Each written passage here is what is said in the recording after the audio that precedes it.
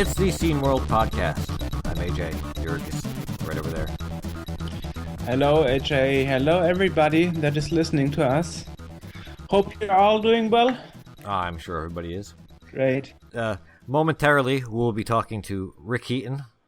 He is the community manager for Extra Life, and he's our guest tonight. This is going to be kind of a Extra Life heavy podcast because, well, for a couple of reasons. One is that we're really kind of bearing down on the November 7th date that we have for our live streaming Extra Life thing that we're doing.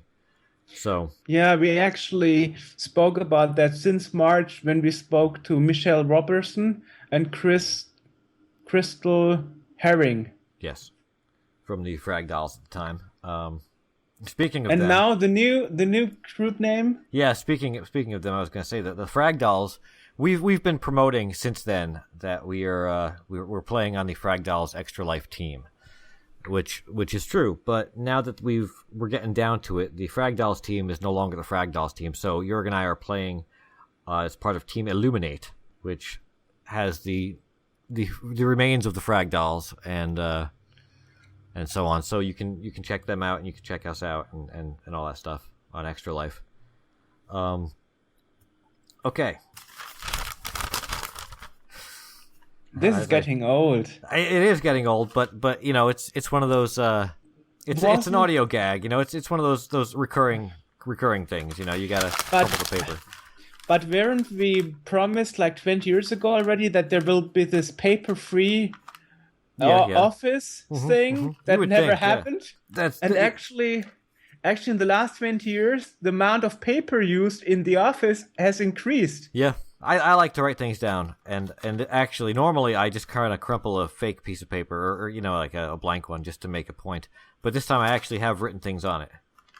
So wow. This time it's not completely just a recurring gag. It's actually I'm actually crumpling up my worksheet. Okay. So I guess that the big news that we've got is that our emulation is live.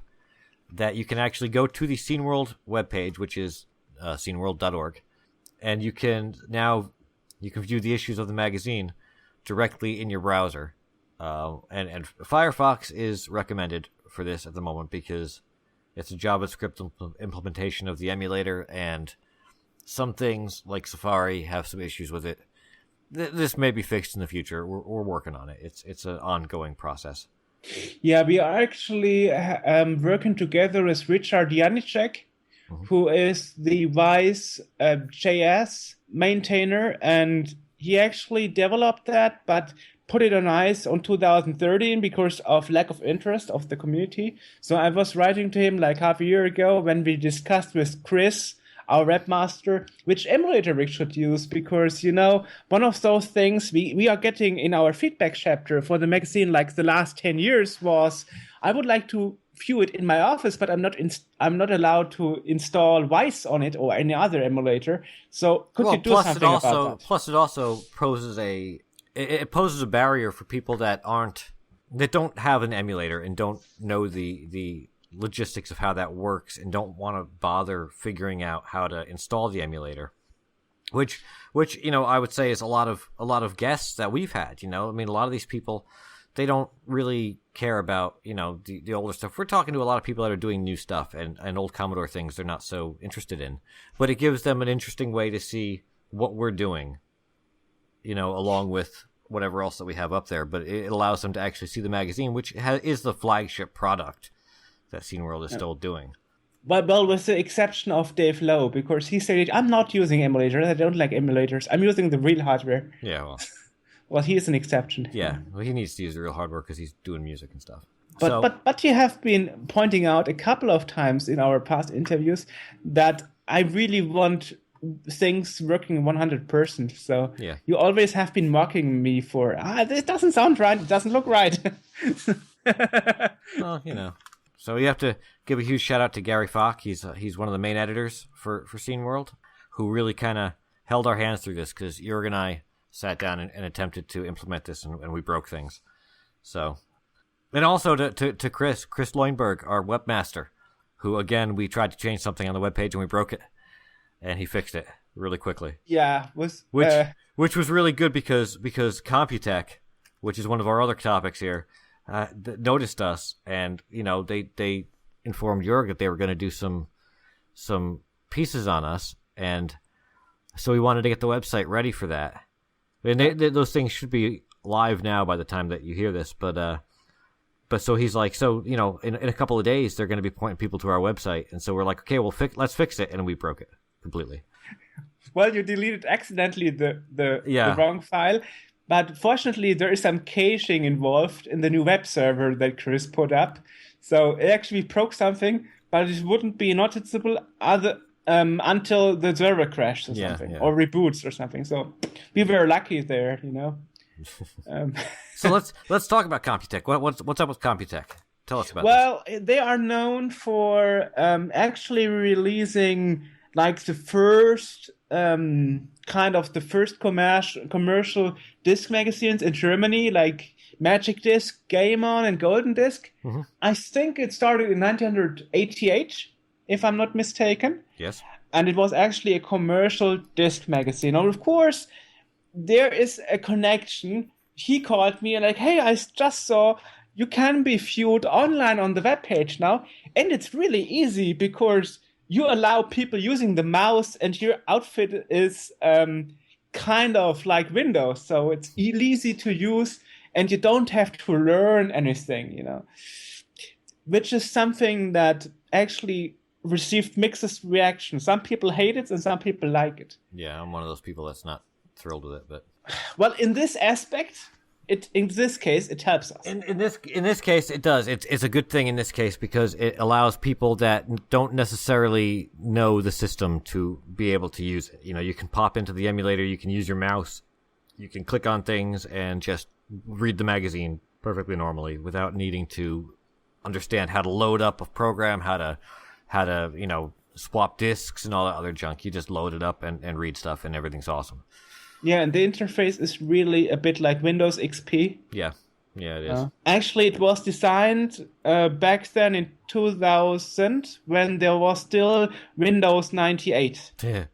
So this is why it's so outdated. Yeah, well, actually, yeah. I mean, nowadays there are even new methods of improving. Yeah, but that is something. Put Metro that is something. There. Yeah, well, that is something we will have to think about in the future, maybe. Yeah. But for now, it's good that we don't have a barrier anymore, and it helps also that Gary is an English teacher and JavaScript teacher for a living. So. Yeah.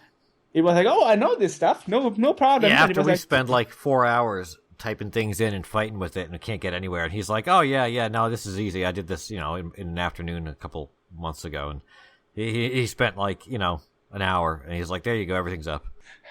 Yeah, as AJ said, it's not 100% perfect yet. But that's not our fault. That's the emulator itself. That's, we have implemented it as perfectly as we can. But, we have to...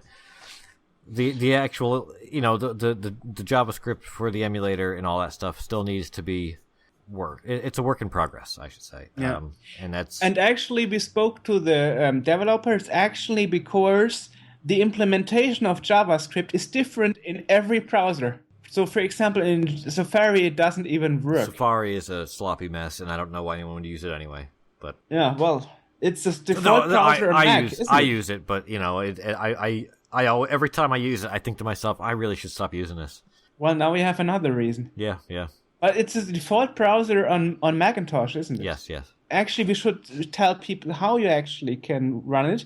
You just go to any issue you like, and then in the pop-up, there is at the beginning, like, run Scene World online. Yes. And then there is a separated page that is opening, and the warp speed at the beginning for loading actually depends on the speed of your browser. Mm-hmm. So you might have to wait a bit till the intro starts. Yeah. And then if you press the mouse key or the space bar, you can actually skip the intro. Yeah. And it's and whilst you might have to wait a little bit to get it started, it is still faster than loading it off of a 1541 drive. Yeah. anything is faster than I could program the thing from scratch faster than it loads off a 1541 drive. Yeah, well, I could program it, write all the articles, compose the music, and draw the graphics in the time it would take for it to load off an unsped up 1541. Yeah, I guess the longest loading time I had was like 3 minutes or 5 minutes or something. Yeah, yeah. I guess it was wasn't it Flight 2 that had a counter that would count down? I don't remember. Yes, it had a counter, and it was like 2 minutes 50 or something. Oy. And it would count down. At least it's not a data set. Yeah. That crap, you leave the house, you go shopping, you come back, and it's halfway done. That can actually take like 15 minutes. It would take as long as a cassette tape is. Yeah. If it's an hour long, if it's a 30-minute per side cassette tape, it could take 30 minutes to get that thing loaded because you got to search for it, and then it's got to find the file, then it's got to load it. And if you're the last file on that tape, you're sitting through 20 minutes of nonsense just to find it, and then it finally loads up, and that's an extra. That is why I always wrote on the counter on the tape. That's why I knew. That's why I just didn't use data sets. Oh.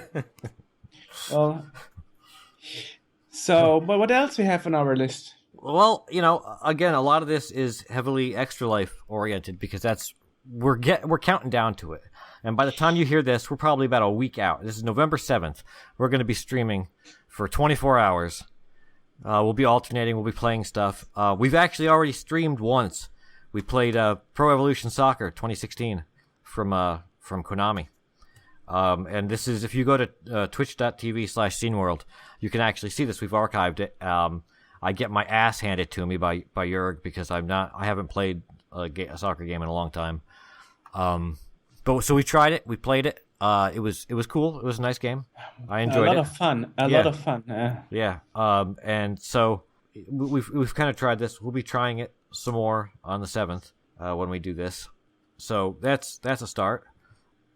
Also, while we're talking about this, again, we talked to, or we're playing for the Frag Dolls, or what was the Frag Dolls team is now Team Illuminate.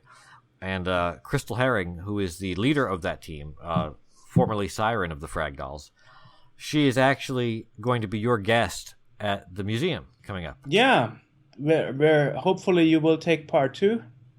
Mm-hmm. I hope so. She agreed to it. Yeah. And did she agree to it on the basis that I was going to be there? No, but it would be cool, of course. I thought maybe we know she each was other. Like, yeah, sure. She was like, I'll only do that if he's going to be there. No. Yeah, I mean, like AJ said in one of the last podcasts, maybe we talk to her in her new position. Yeah. And what is that new position? Community manager. Yes, for Twitch. Yeah. So this is very, very heavily Twitch slanted on this one because there's so much twitchiness happening in the near future for us. With Extra Life and the live stream and everything else that's going on, and at this point, it's really kind of difficult to talk about much else because we're pre-gaming for this. It's like this is gonna be brutal. Of course, yeah. Yeah. Well, Well, I have to thank Konami for giving out review codes so we could play against each other. Absolutely. And well, the thing is, actually, it happened that we did a few things with people like more than once, Yeah. Like speaking to 3D Realms a couple of times. Yeah, it's nice to work with people in the gaming industry. Yeah. It's really, really very nice. And it's good to see the feedback. And actually, when Gary and AJ and I, when we discussed about putting the magazine online, we also discussed on how to improve the magazine for the next issues and what else we could do. So I think the next year will be very promising. Oh, absolutely. I'm excited for the next year because we've got a lot of stuff in the works. We've got a lot of stuff that we can push forward with this, and we've got a lot of ideas for this and for new things that are we're going to try to do, and we've got a full plate. And now it's good because we can actually show people what else we are doing next to the podcast. Yeah. Mm-hmm. Speaking of things that we're doing next to the podcast, I want to apologize for everyone who's been waiting for the a Video Game Con footage to come out. Hopefully it'll be out by the time that you hear this. At the time that I'm recording this, I'm still editing the footage. There was a fair bit of footage that I edited, and I'm not a video editor by trade. I'm not used to doing this, and so it's the process of storyboarding this stuff and putting it together in a way that makes some kind of sense is not something that I'm used to doing. So we're getting it. It's getting done. I'm doing it, and hopefully it'll be up and on YouTube and viewable by the time that you hear this, and you can check it out and see what I did at a Video Game Con. We were going to do it as a podcast. We were initially going to release it as a podcast, similar to how we did Gamescom, but we started thinking about how we're doing a lot of these events. Joerg is attending some press conferences and some stuff like that, and I did the Video Game Con, and it would just add so many extra podcasts to our lineup if we had to do single thing that we did as that. And so we kind of switched gears halfway through, and at first we said we were going to do it as a podcast, and then I'm looking at it and I'm like, well, there's no talking through half of this stuff, so who the hell wants to listen to a room full of people? Nobody. So then we decided, let's not do it as a podcast. And then we recorded stuff for it, and then I started storyboarding it, and I realized that what we recorded didn't match what I was putting on the screen. So it's turned into a process. But for everybody that was part of it, and everyone that we talked to, and everyone that wants to see it, it'll be out. Like I said, hopefully it's out by the time you hear this, and if not, it'll be out shortly after you hear this. You mentioned the press conference about the ET digging that was held. Yes. And actually we decided that AJ will take the audio recording of the press conference that I supplied to him and write a report about it for the next issue. Yeah, I will try to do that. That is supposed to come out in our next winter issue around February or March, depending on how well we are going. So around that there will be this that gives me plenty of time to procrastinate. Yeah. Well, I have to say it's really a surprise that we actually made the last issue out in time, because we really had some problems within the staff, like cutting half of the leg off and stuff. Yeah. Ooh. Yeah. Oh yes, and I also want to know, in case you are concerned about talking about Extra Life and children and stuff and illness and sickness, it isn't so negative or sad. We actually had a very enjoyable talk with Rick Heaton, and there are some very interesting details about the fractals, the industry, the reaction of the hospital, the parents, the kids. So you will hear some things that weren't known so far. Well, yeah, it's not, you might think of, sick children and raising money for it and stuff, but it's really, I mean, it's such a positive thing, really, when you get down to it, when you look at a lot of this stuff. And this is something that we heard when we talked to Crystal and Michelle, was that it's way more of a positive thing than it is kind of, being bummed because they're sick kids and stuff. And this really isn't a sad thing at all. It's really cool. It's for a really good cause, and that's kind of why we wanted to talk to Rick with this podcast, because we've been promoting this since we signed up for it, in almost a year now, and it's really kind of time that we started knuckling down on this, and so I mean, this is really sort of it really highlights some of the positive aspects of this, and what it does, and why it's good, and why everyone should donate to me and Joerg. And nobody else. Just Team Illuminate. Yeah. No. Really, I mean, if people want to donate to us, that's cool. I would also recommend that people, because we've got a huge gaming contingent in our audience, I would imagine that everybody that listens to us, does this, and I would encourage people to sign up for it and raise money on your own. You can go there, you can still sign up, and it's not even, you don't have to do it this on the 7th. You can do it whenever you want. Yeah, we've got the whole year. And I guess now that Christmas is coming up and so on, maybe you can give a child some happiness, I mean, it's used for not only for therapy and stuff or medics, but also for, a game console for parents that cannot afford Christmas presents. Right. So hey, if you can't donate, then take that, take the new game that you just got or your new console and sit down and play some games and sign up and raise some money yourself for this, because it's a good cause, and I recommend. Like Rick said, every single person, every single cent helps. Yeah, absolutely. And there is some spoiler in there, because he also said, and they also mentioned it on their homepage, they're one of their plans for next year is to spread across Europe. So it's Extra Life is probably something that we will hear a lot more of in the next year. Yeah, and we'll be taking part in this as we go forward. I mean, this isn't something that this is sort of a thing that initially, when we talked to Crystal and Michelle, we kind of said, we'll they made kind of an offhand comment like, hey, you should sign up and play for the team and whatnot, and we said, yeah, okay. And then because I'm like that, I'm like, yeah, I'll do that. And then the more that we've done this, and the more that I've been paying attention to it, it's like this is something that we should do every year. Yeah. Maybe we can, next year maybe we'll have a Scene World team and we'll get the rest of the group in there as well, and Yeah.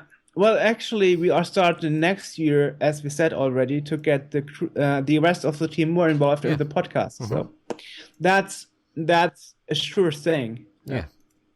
So we'll really get moving on it, and again, it should be fun. I've got some games lined up that we're going to play. Joerg's got some games lined up and some things he's going to do and whatnot, and song and dance and all that. And yeah, it's nice. So, hey, on November 7th, pop on to twitch.tv/SceneWorld and watch whatever part of the stream is going on. We'll be on all day and night, I guess. And we will do a local recording, and we will put it up on Vimeo and YouTube. So even after that, we will point you to how you can donate. So if you miss it, don't worry, you can still be a part of it and donate. And it won't be the last time that we are broadcasting. Yeah, we're gonna make use of this more in the future. We're looking at things and expanding things, and I got so much stuff on my list of stuff to do. It's kind of ridiculous. But like Ricky Knuckles actually invited you to come over and make a show at his arcade. Yeah. Which you hopefully will do next year. Yeah, it'll be nice. It's nearby where I am, so it's you doable. Definitely should that. Yeah, I'd be down with that. And since Richie Knuckles did promotion for a video game con, I didn't see him. He was there, but I didn't see him. But he was there. His machines were there. Yeah, I saw his games. I didn't see him. But you see, the promotion worked because there were a whole lot of people there. Yeah, absolutely. Yeah. The place was packed. Yeah. All right. Well, I think we've talked plenty of this for this. Okay. So let's talk to let's get right into it with Rick, who's waiting in the past over there.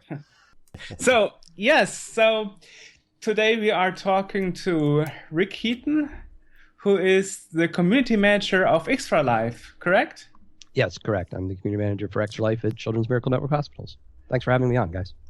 No problem. Yes, wonderful. So, actually, we mentioned Extra Life before because we spoke to the Fractals that are unfortunately no more, but they are still a team at Extra Life. Correct. And AJ and I, we are part of that team, and that is why we wanted to talk to you, Rick, because you also have an event coming on the first Saturday in November. The second. Wait a second.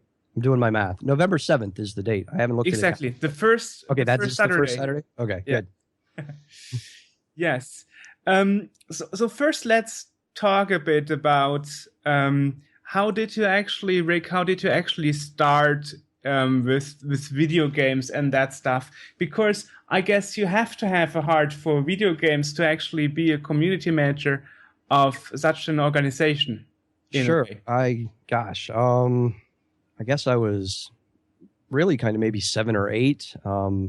My sister had bought my brother-in-law Pong for Christmas one year, and I was over their house and started playing it, and wow, this is fun. And it just kind of evolved from there. When I was, I guess, 11, I had a paper route, and I bought an Atari 2600, and I was kind of the cool kid on the block at that point, right? I was the only kid that had the Atari. And it just progressed from there into Nintendos and PlayStations and Xboxes. And I actually worked in the games industry for a number of years. I worked for WB Games at their Turbine studio here in Boston. I was a community manager for Lord of the Rings Online. Wow. And then I moved over to Extra Life. So yeah, I've kind of been around games for almost my entire life. Wow, so you are like around since the 70s, basically. Yeah, since before video gaming was a thing. Yeah. So actually, you have been working in the video game business. So what did you make your move? What was your decision to say, I want to work for the hospital and be a community manager there and help collecting money for kids, for sick kids? Sure. So I was at Warner Brothers Games. I was the community manager for the Lord of the Rings Online, and a coworker came to me and said, hey, have you heard about Extra Life? It's this really cool thing where you get to play games for 24 hours and raise money for sick kids in hospitals. I was thinking about doing it. Do you want to do it too? What do you think? Let's start a team. So I looked into it and I said, yeah, this sounds pretty cool. Let's try this. Let's raise a little money for our local children's hospital here, Boston Children's. And it really kind of blew up. We raised over $20,000 that first year. The next year, I think Team Turbine raised almost $70,000 or $60,000. And then the third year, we raised over $70,000.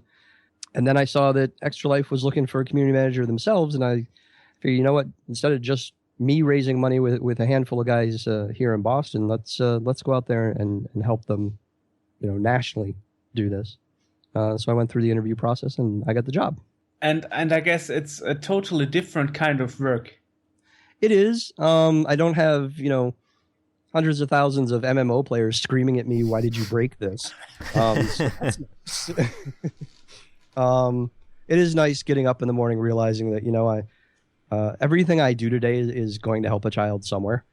That's really kind of a powerful thing to realize. And, I'm not feeding the corporate wheel, as it were. I'm doing something every day that's making a difference, to a child or a family. So it's really a nice thing to be able to say, Yeah. And this is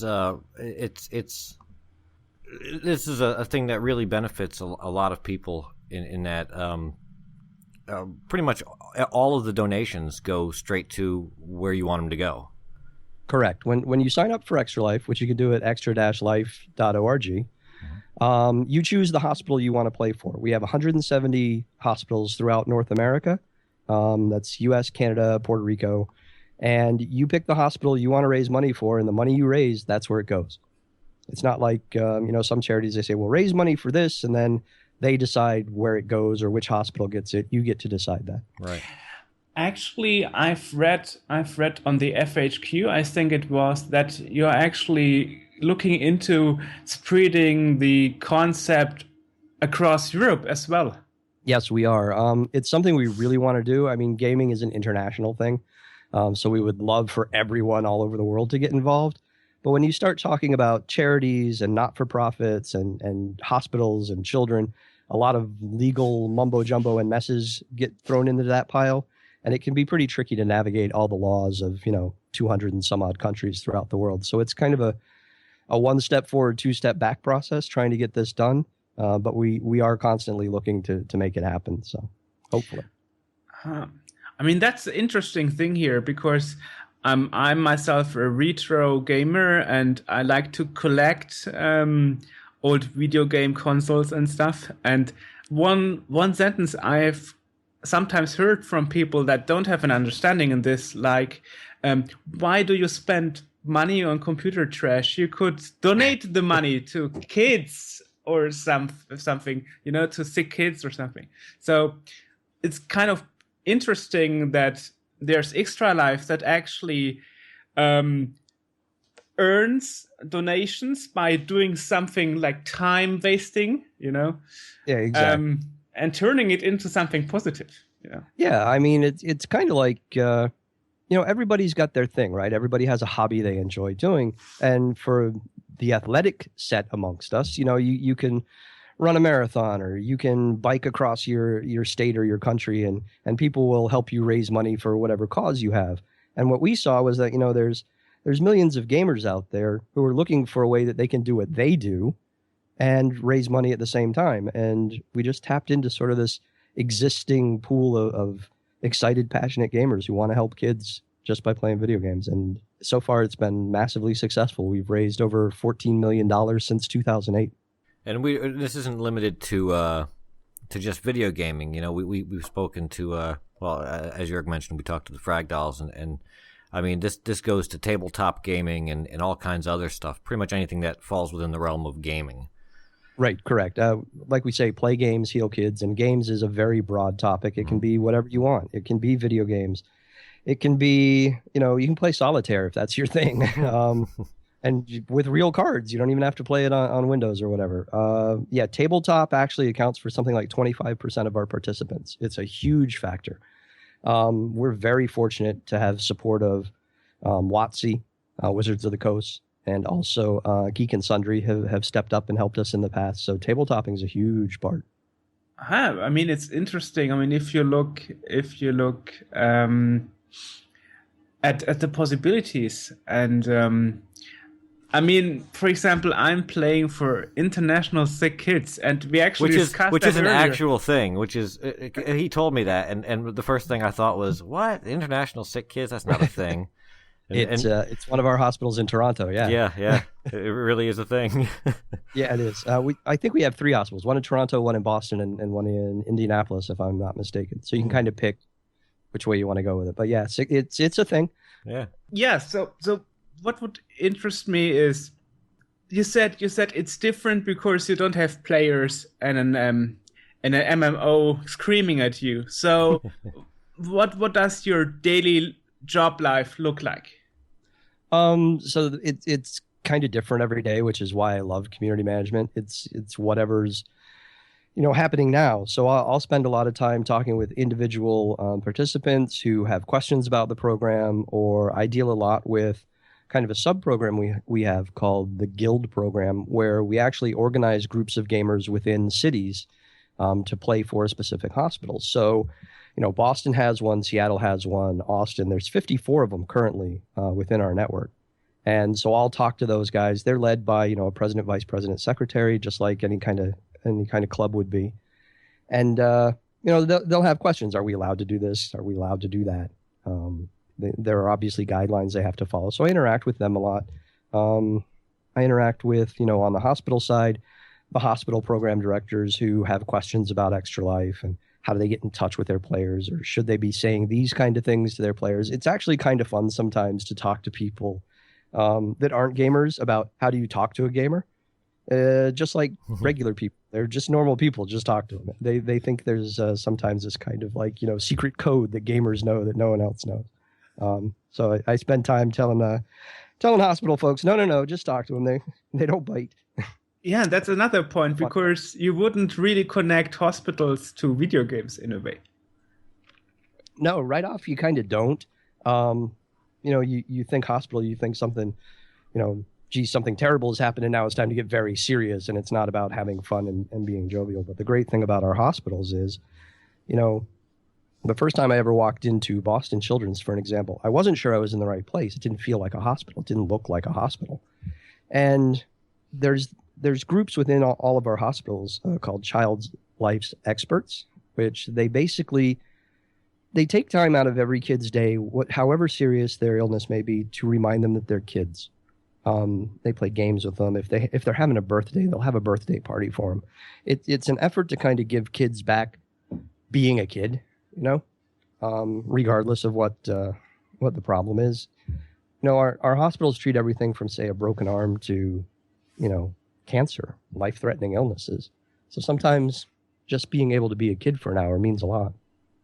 Yeah, because a lot of these lot of these kids are in there for most of their lives, more or less, and it's tough to maintain that kind of that childhood when you're in a place like that every day. Exactly, and it's tough on the parents too. So it helps the parents out by they get to see their children, get to do kid things, right? I think that's really, really important too, because I work. This is something that I don't normally talk about on the podcast, but in real life, I work with a population developmentally disabled adults, and it's really important with people with special needs, whether that be a developmentally disabled adult or a child that has serious medical issues, to kind of maintain that normality that they don't get by being in a hospital. Exactly. It's and people, I don't think, realize that as much as the medicine and the doctors and everything else, your state of mind impacts your wellness and how quickly you heal as well. Mm-hmm. So if you have some normalcy in your life, it kind of takes away the dark creeping corners where, everything is traditionally in a hospital, so very cold and static, and you just kind of feel isolated and alone, and it gives you that little bit of hope that sometimes can make the difference. Right. So, what was so far the nicest experience since you are with Extra Life? The nicest experience probably would be the first time I ever got to go to Momentum. So once a year, we have an event where we bring 65 of our champion children. These are children who have had, a pretty hard time. And we just sort of celebrate them down in Orlando, Florida at Disney World. And we bring in our corporate sponsors. Disney gives them a day in the park. Chico's SAS gives the mothers makeovers. Delta flies everyone down. It's just an amazing event. And these kids are literally treated like champions. When they get off the bus, the whole staff and crew are down there cheering them as they come off the bus. It's like Super Bowl champions coming home from the Super Bowl, right? And it's just that kind of outpouring of, you're awesome, you're great, everybody loves you, and just really making them feel special. And it's hard to go to that and not come away changed. And that was a fantastic experience. I'm looking forward to doing it again every year. So I guess that means you have your dream job in a way. Yeah, in a way. It's funny because my dream job. So when I was offered this position, I was actually in my dream job, right? I'm a gamer. I'm working for a game developer. I'm working on an IP, The Lord of the Rings, that, I've read since I was 8. So it was like the perfect combination of game industry, literary, intellectual property that I love. And then someone comes along and says, hey, let's go save kids. So it did take me a day or two, actually. But when I was done, I was like, you know what?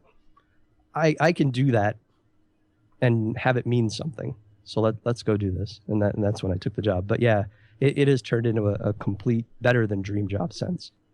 So do you also recruit famous video game people to help you in those events or appear? Sometimes yes, sometimes no. It seems to me that a lot of these men and women who are out there, and the YouTubers and the Twitch streamers, they hear about it and get involved just because they recognize that they have a platform and a voice, right? And they say, let me use my celebrity to do something good. So we see more than us necessarily going out there and recruiting them. We see them coming to us saying, hey, I heard about you. How can I help? And, largely it's do what you do, get your community, aligned with ours and raise some money. And they raise outrageous sums. Yeah, well, I just got the idea because we had once an interview with Charles Martinet, the Mario voice guy. Yeah. And he repeatedly said how much he loves kids and interacting with them and, and playing Super Mario Kart with the kids, in person. So that is why I got the idea. Maybe there are others who think the same and would love to, maybe contact you and help you with an event or maybe even appear. Hey, if any gaming voiceover people or industry people, want to get involved, send me a note. We're always happy to hear from everyone. So you actually have a support contact form to contact you, or Extra Life. Okay. Yep. Just send support at extra-life.org. So apart from spreading across Europe, what other plans you have? Well, right now we're kind of super focused in on November 7th because it's getting really close here. We're under a month away. And then we're looking at, next year and, how do we make the program bigger? How do we grow it in terms of people and dollars and help even more kids? It's always, I guess, an evolutionary process. Each year you kind of sit back and say, okay, here's all the things we did that worked. Here's all the things we did that didn't work so well. So let's focus more on these and less on those. And let's kind of find more things to make the program bigger and bring more people in. What will you be doing on the 7th? What are your plans for the 24-hour? I'll be sleeping. Although I'm sure by like hour 20, I probably wish I was. Yeah. I will be with the whole Extra Life team in Salt Lake City. We're actually turning the 7th into kind of like a family day at our office. So we're going to have kind of a whole big deal there, and bring people in. We'll be all there. We'll be doing our stream on our Twitch channel, which is Extra Life 4 Kids, Extra Life, the number 4 Kids. So you can check in on us from time to time, and we'll be checking in on other streamers and seeing what they're doing, and just sort of helping rally the troops. Nice. We're still figuring out what we're gonna do. It's a challenge, but it's fun. Well, it's such a simple thing, and then you start thinking, but I have to do it for 24 hours. How do I fill that time? Yeah. Well, I mean, the guidelines are so open that you really don't need to do it for 24 hours. It's such a the idea is to game for 24 hours, but it's so open to if you can't game for 24 hours, then do what you want to do. You can right. The guidelines are such that you can really interpret how you present it in any way that you really want to. Right. Like I tell people when they say, oh my God, I can't stay up for 24 hours. I said, all right, so give me 4 6s or 6 4s, however you want to break it down, that's fine. Mm-hmm. And what I've actually found is when people start to think about it, throughout the course of the year, they end up doing far more than 24 hours. They'll do a couple hours here, they'll do an hour there, and by the time they get to the end of the year, they realize they probably put in a week, right? Which is amazing. Well, on the other hand, you can actually record something and play it back or something. So there are so much possibilities to fill the gap of 24 hours. Sure, definitely. And the other thing that, because we kind of sort of live online and we always think of streaming and stuff like that, we tend to forget that streaming is actually one of the smallest groups within Extra Life. The overwhelming majority of Extra Lifers don't stream. They'll go over a friend's house for the weekend and they'll all play together completely offline. Or, they'll get with a local group and they may have 15, 20 people at, the local, rec hall or something and just do it there and completely offline. And that's totally cool too. You don't have to stream to be part of Extra Life. AJ actually was at a video game con in New Jersey and met some of you people. Yes, yeah. I went to the Extra Life booth and there was a Pac-Man time trial, which I sucked at. But yeah, it was nice to see everybody and kind of connect and whatnot. Yeah, we're usually at most events, so you can find an Extra Life booth at any kind of medium to large event in your town. So let me ask you: have you been at Gamescom? Probably not, because it's in Germany. So actually, I have. When I was with Warner Brothers, I actually went twice. Oh, so I went in I think 2011 and 2013. And that's crazy. That is, Americans just don't get it. They think, oh, E3, woo, oh, PAX, woo. Nah. It's like Little League games. It's Gamescom is a whole different thing. It's amazing. So many people. It was a little scary. I was actually there the year they shut down the convention center and they had to call in the riot police. So I was there for that one. Whoa. Okay. Why? Yeah, I think that was 11. What happened that they had to call in riot? So they had oversold it. Oh. And they hit max capacity in the hall. And, Colin Mesa is huge. So to overbook that.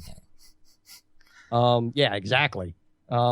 And they had thousands of people in the parking lot, and they closed admissions, and these people had paid. And they, it was Germany in the summer. It's hot, and you're on tarmac, and you're told you can't go inside. People were not happy. And of course, the problem is a law issue too. You're not insured if anything is happening. Yeah. Ooh, that's a big thing. So it was someone had to leave before you could go in. It was exciting. I can imagine. It was exciting to watch it on the news afterwards, having been totally oblivious to it all day long. Yeah. Let's put that in context. Wow. Yeah. So if you make it to Europe next year, then you definitely have to meet with us.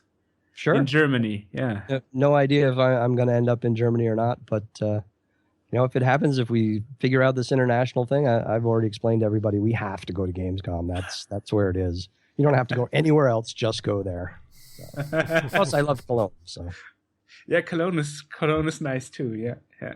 But it's right that you mentioned it. It's not so easy to go international. I mean, if you see that Kickstarter just got into Germany this year, they took years to actually go into Germany. So I guess this funding thing and donations is really a big law issues thing.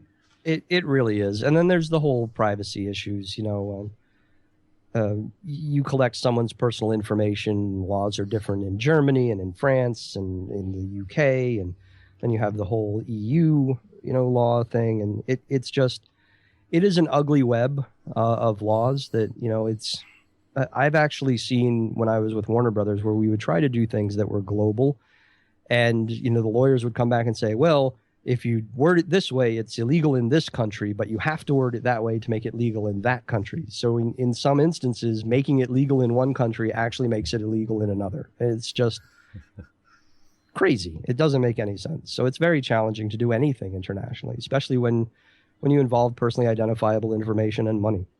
So you kind of put your experience of Warner Brother also with your job at Extra Life right now. Absolutely. A lot of things apply. I mean, there's we're dealing with gamers. We're going to events and shows and stuff that I went to for years and years as an industry person, and it kind of makes it a little easier to wade through the waters and say, oh look, let's go to this show. Let's not worry so much about that show, and just generally share my experiences. So game day is the 7th, and that is when most of the action happens. Now I've read in the FAQ that you can continue to fundraise after that date. Now, will that be for this go around, or will that be for like the next go around? You know what I mean? So our year is actually a calendar year. Okay. So it'll be for this go around. So December 31st is kind of the cutoff for raising money for 2015. Cool. So we can. The only caveat I throw on that is we do have the ESA challenge. I don't know if you're aware of that or not. No, we're not. So the ESA has given us some funds to give to the hospitals that raise the most money and the hospitals that raise the most money per capita. So that kind of lets the little smaller markets sort of have a shot at this money. That does have to be all in and all counted by November 8th at 8 a.m. Okay. To qualify for that. If you're trying to raise money to get your hospital the ESA funds, that does have to be in November 8th, 8 a.m. But you can absolutely continue raising money past that just generally. Now, I would like to know what's actually the reaction of the hospital managers and so on when they realize that they are successful in helping kids and raising money by cooperating with video gamers. So it's really been fun to watch, both in terms of the experiences that have been relayed to me from before I got here and just myself in general. They are really kind of overwhelmed. It's kind of funny because, I talked earlier about it. It's nice not to be yelled at by several 100,000 screaming gamers. But they only yell at you because they're passionate, right? Because they want something so bad. And it's that same level of passion that they bring to Extra Life. So it's kind of been fun to watch hospital PDs see that passion and just be kind of in awe of it. So to the point where the hospitals come to us and say, how do I get a guild? How do I, activate my gamers more? This is huge. This is great. We want to be even more involved next year. It's also interesting to mention that some doctors are the best gamers and the other way around. Actually, I had an interview with Hank Chan, who's actually the world record leader in Donkey Kong, and he is a plastic surgeon. And really? Yeah. It makes sense when you think about it. You're talking about a fine motor skill, so it makes perfect sense. Yeah. And actually, I read an article about it. Like, if you get a surgery, ask your surgeon if he's good at Tetris. You know? Oh yeah, that makes sense. Spatial organization. Yeah, I would want my surgeon to be kind of good at visualizing shapes in 3 dimensions. That would probably be important. Yeah, putting everything back together.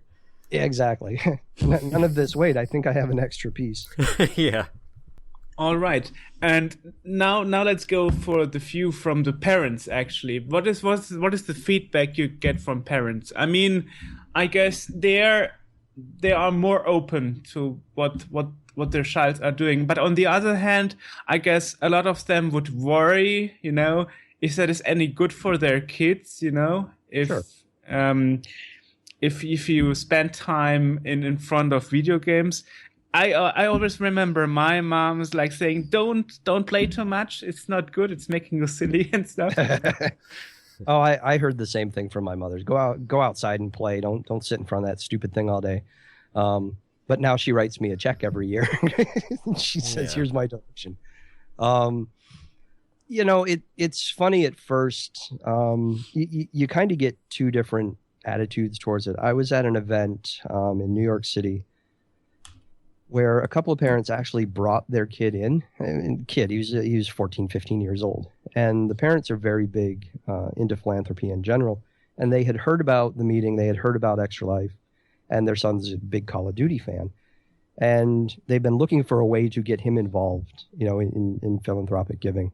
And they brought him along to learn about Extra Life. So I've seen parents that are supportive, to that degree. And I've seen parents who, kind of look at it as, oh, well, if you're going to play them anyway, it might as well be for something good. So I've seen kind of both ends of the spectrum, but I've never really had anyone come up and say, this is terrible that you're getting kids to, basically sit on their butts for 24 hours. Because we do say, as we mentioned before, or any period of time that you feel you can dedicate in one sitting. Right. He's actually our champion in Vermont. His name's Noah. He's 8. The guy's amazing. He's one of our champions. He's one of our patients. But he's already raised something like $25,000 this year, and he's a big Extra Life fan. So I got to meet him a couple of weeks ago. It was great, and his parents just think Extra Life's the greatest thing ever.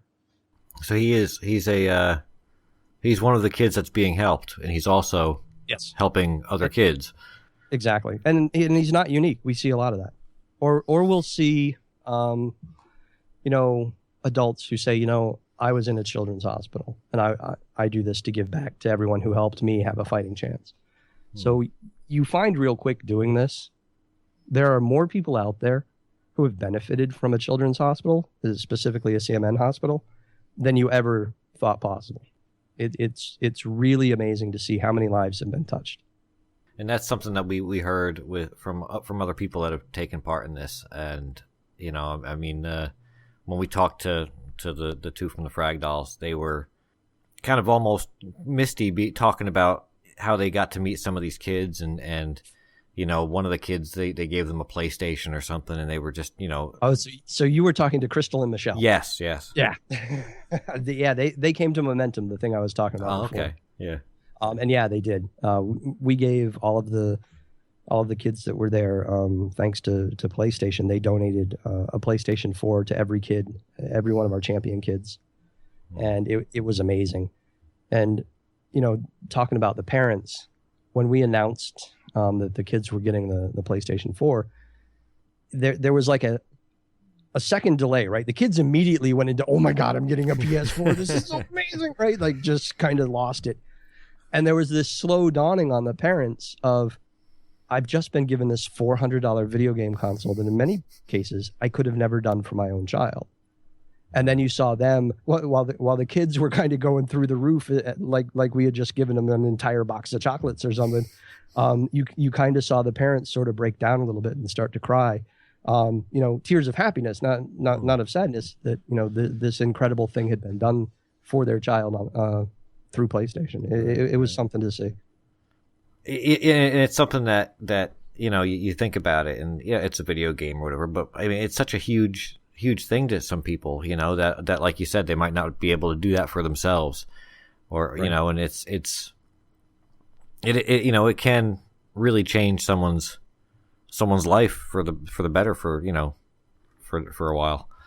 And I think it's also good for the kids that are champions and raise money for other kids, because I know as a child you think different. I mean, I don't know about you, but I think the same way I did when I was a child, so I don't know what you're talking about. No. I know.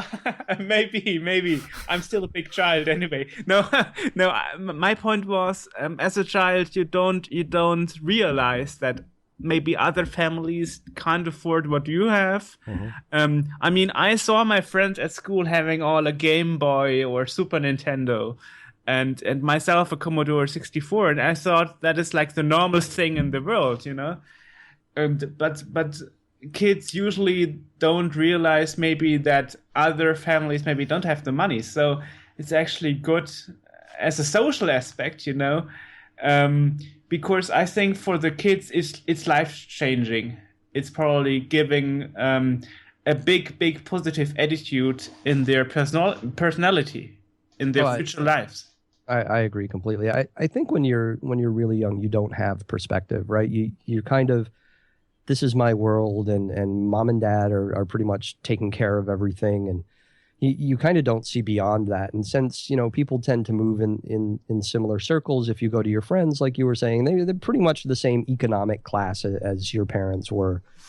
So you don't necessarily see those above or below you, economically speaking.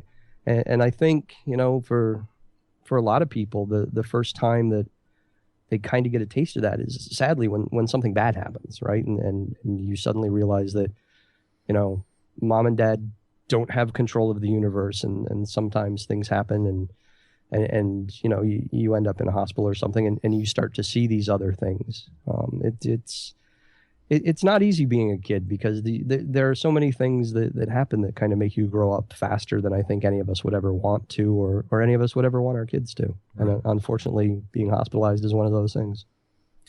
On the other hand, I think also that this extra life thing is giving a positive image to the hospitals that are taking part and are involved with that, because I don't know how it is in America, but here in Germany, going to the hospital is a negative thing, and people are like, oh no, it's cold and white and clinical and so on. I don't want to be in there, and I don't want to be in there longer than a week. And I don't think people are lining up to go to hospitals in the US either. At least not for positive reasons. I'm certainly I'm just getting over a cold, and I fought even going to a doctor. It's like, no, it's just a cold. I'll be fine. You're not getting me into one of those guys. But no, I hear what you're saying.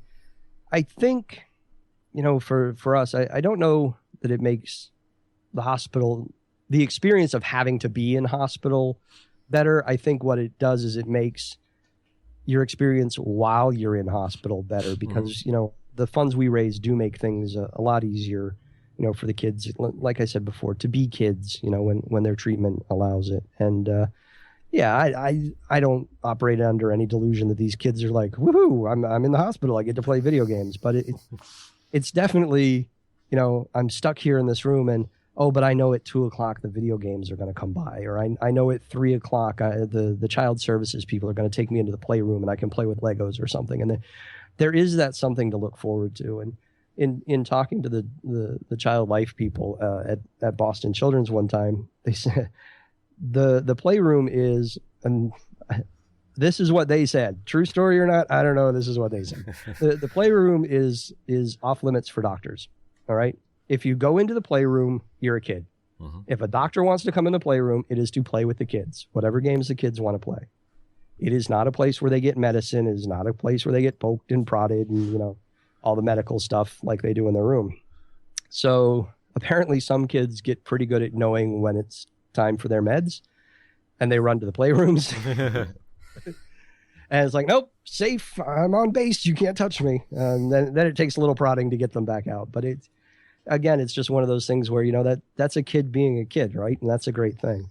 Yeah. And Children's Miracle Network, who you work through, they've kind of taken big strides over the last 15, 20 years in really kind of changing the environment of the hospital into something that's not as awful.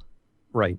One of the things I say is, like, there's nothing worse as a kid than to have to go to a hospital, right? Because, like you were saying, it's white, it's clinical, it's stark, it's cold, it's a terrifying place for a little kid. And what makes it worse is when you look up in your parents' eyes, if it's something bad, that, rock, that confidence that you always get because mom and dad can make it better. If your parents are stressing out and they don't look like everything's under control and it'll be fine, that makes it 10 times worse for you, right? Yeah. But to be in an environment where, it's bright and it's colorful and, it's going to be okay. We think we can fix this, or, even just for kids with a broken arm, going into that environment's kind of terrifying. But if you can make it a little lighter and a little less, clinical and oppressive looking, that's a huge step. Like you said, when you were entering, I guess, Boston Hospital, you said it didn't look like a hospital, right? It really didn't. It was, I actually called up my hospital contact and said, am I in the right place? I'm not real sure. They had one of these kind of cool, perpetual motion machines in the lobby, and it was fascinating watching all these balls flip down. And there was a CVS down there where you could pick up a soda or something. There was a little snack bar and a little waterfall, and they've remodeled, and I haven't been back since, so I don't know if it's still like this, but there was a flight of stairs that were musical. So you run up and down. It's like running up and down a piano keyboard. That was entertaining for hours. Yeah. But it really didn't feel like that whole, when I go to the hospital with my mother, who's 85 years old, and, you walk into the stark white waiting room, and they wheel you into the little stark white room, and you put on a little white gown, and no good. But this really didn't feel like a hospital at all. Musical stairs should be a part of every hospital. Musical stairs should be a part of every home. But, yeah, that's a good point, yeah. I would get tons of exercise. Oh, good Lord, yeah. I would love to see, like 80-year-old people in a hospital going up and down musical stairs. That would be that would just make things so much better. Yeah, the great thing about it was at the top of the stairs was where they drew blood. Oh, jeez. It's a trap. But it was very cool. Yeah. Yeah, talking about it, I just saw an interview like last week with a 103 years old woman who said, like, I like my Nintendo DS because it keeps me healthy, Keeps your brain active. Yeah. Well, that's, my grandma is she's a Tetris master, and she's moved on to Bejeweled and stuff now, but I mean, she's a beast at that stuff, and I think it does definitely do something for you. Oh, definitely. I would agree.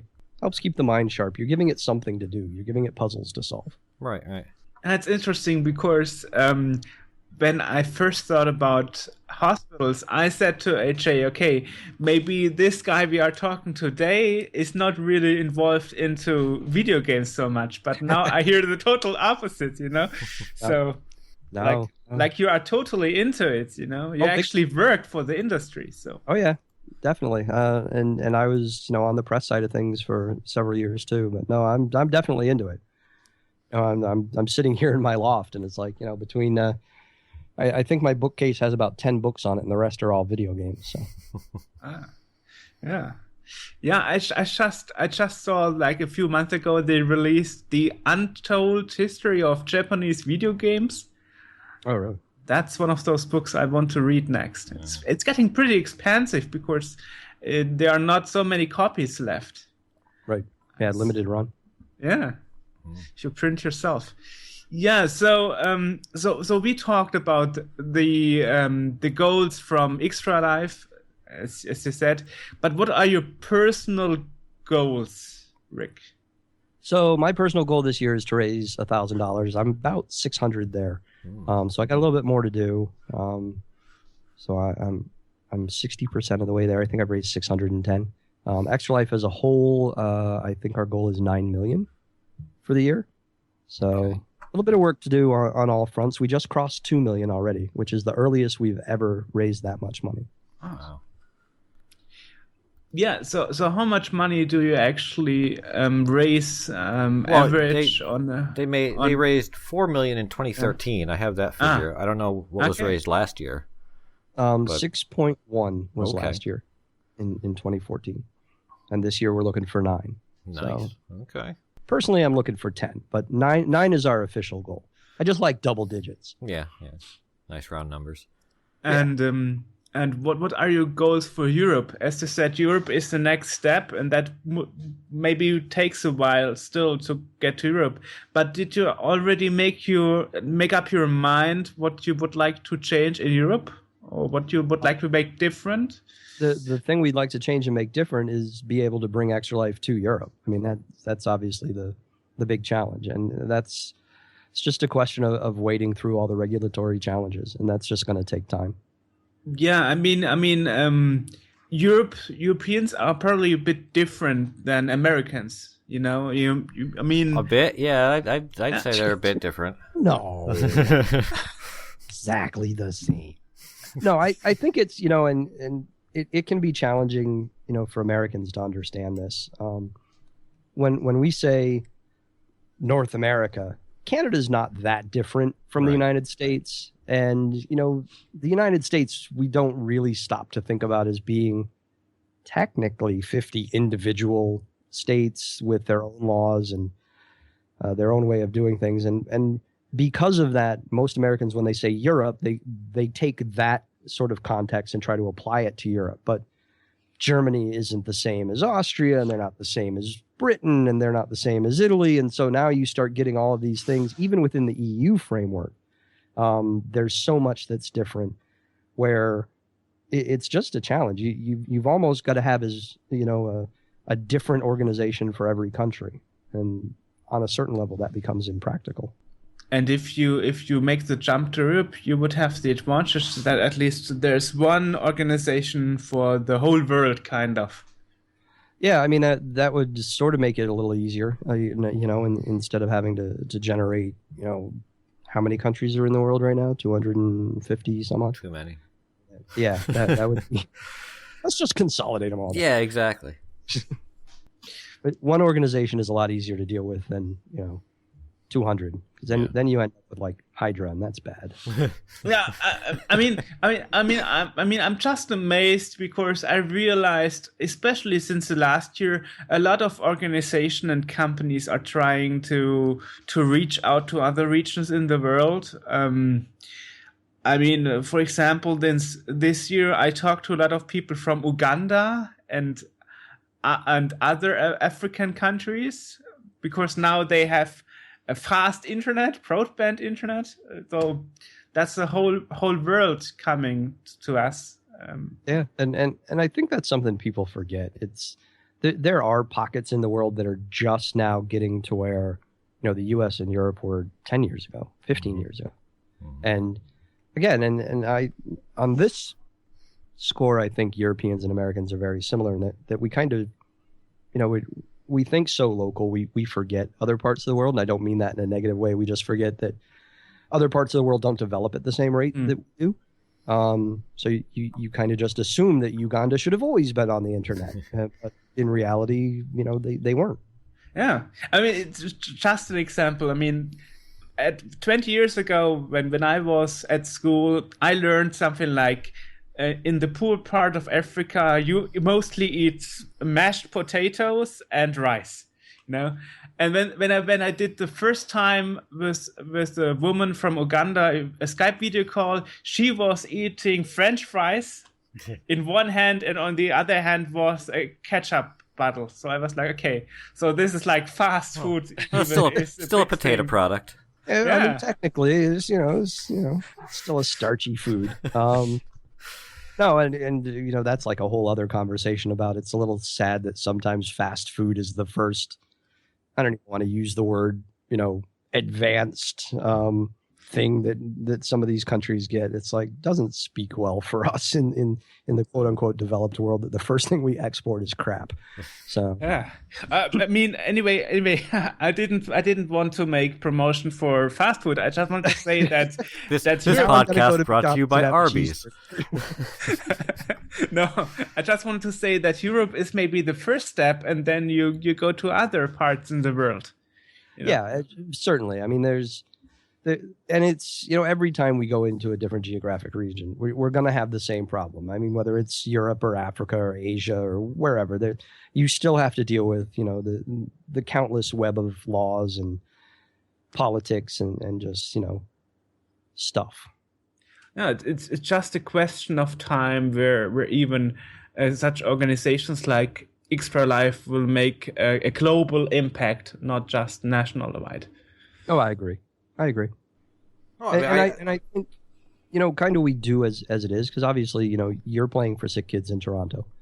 So we do have member hospitals that go out, and with the money raised through Extra Life and through other sources, they do go back out into other parts of the world. I know, Sick Kids is one, and I know Boston Children's does, speaking of Africa, does a lot of work in Africa, and they're an international hospital that you can raise funds for in Extra Life as well. So, yeah, you can make an international impact now today by using one of the 3 hospitals that we have designated as international. But I do think there's a tremendous opportunity for growth if we can solve the legal and regulatory issues in the future. And as you mentioned, some of these hospitals being international, the funding that they do get isn't limited to what they can use it for. So, correct. So if if you raise funds for a hospital that does overseas work or that does other stuff, some of it could end up all over. So I mean, it's the impact that people can have is really not just limited to this one brick and mortar building and wherever. Right, exactly. The thing I love the most about Extra Life funds is that they go into a fund for our hospitals. Every hospital has a slightly different name for it, but it's usually something along the lines of greatest need or discretionary fund. And that really is an opportunity for the hospital to say, okay, we have X number of dollars. What do we need? What's our greatest need? What's the most pressing issue that we can fix with this money? And it's kind of neat to know that, if that happens to be, some piece of medical equipment that costs $100,000, gamers bought that. Yeah, indeed. Now, here's another question, because I'm looking at the Extra Life Facebook page, and there's one from last year in April in which your beard is extravagant. So my question is this going to are we looking at something like this for this year as well, the green and pink beard?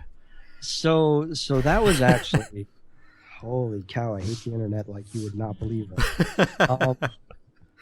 So when I was at Warner Brothers, one of the ways I kind of encouraged that community to get behind Extra Life and raise absolutely crazy amounts of money was to be willing to embarrass myself.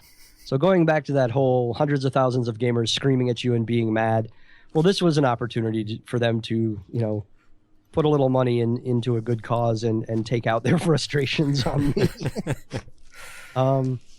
That was actually the second year. The first year, I actually had shaved it off. Oh. Which was, I think it had been about 18 years since I had shaved it off. Wow. And I neglected to tell my wife the day that I shaved it. And I came home from work and she was like, "What in the hell happened to you?" Like, she said, "I don't want to hear about it. Just how fast can you grow it back?" So yeah, I haven't really thought of doing anything like that this year. Being with CMN hospitals, it's a little bit tougher to think of how I can go do crazy, ludicrous things. Mm-hmm. Dealing with just so many more people and so many more things and helping them reach their goals. But maybe after game day, if I'm still short on my $1,000, I might have to come up with something. Maybe not dyeing it pink and green again. That was actually player requests. One group of players wanted pink, the other group wanted green, so I made it 2 separate things. If we raised X number of dollars, I'd do it green, and if we raised X number more, I'd put pink stripes in it. So that's how that came about. Oh, okay. Wow. Okay. Oh, that should be a motivation to our listeners. If I could grow a beard, I'd follow suit. But wonderful. Well, I'm starting kind of. yeah. Right. So where can people follow you, Rick? Actually, follow me personally. I'm on Twitter at Rick Heaton. You can go to the Extra Life community site, which is community.extra-life.org. I'm Sapience in our forums. Pretty easy to find guy. And if there's anybody who would like to reach out to you, we will forward the request. Great, appreciate it. We'll and link of course, you can follow Extra Life at Extra Life, the number 4 kids, on Twitter, and also on Facebook the same way. And we will link to all these in the podcast description. Great. Yeah, well, so we talked for an hour. That's amazing. Yeah. Cool. It's a good cause, and I'm down with it. And it's something that we've been doing this podcast for like a year now, over a year. Yes, and actually since a year and 3 months. Yeah, and it's really kind of a cool thing because we get to, through this, it really, you get to make more of a difference than just talking into a microphone and stuff, and it's what we do is really kind of dorky retro computer stuff that no one's really interested in except us, but it's cool in that we can take that and sort of translate it into something good, something that makes a difference to people. And I think at a real basic level, that's kind of what we're all trying to do, right? Find the thing that we can do to make a difference, make our little bit of change on the world. Yeah, well, that would be all from my side. Actually, I don't have any questions left. I don't know, AJ. I'm pretty good. Yeah, so we will definitely stay in touch and make sure to tag you and stuff, and to get Extra Life a bit more promo. Yeah. Now that we got the amount of listeners, even if it was one, just one more person. Yeah. I tell our volunteers all the time, it's like, never let someone walk by if you're out recruiting for Extra Life. Never let someone just walk by without, talking to them, because that may be the person, right? That may be the one person who for some reason says, wow, this is great. This is amazing. I'm going to throw all my energy in it, and raises $10,000. You never know. Oh.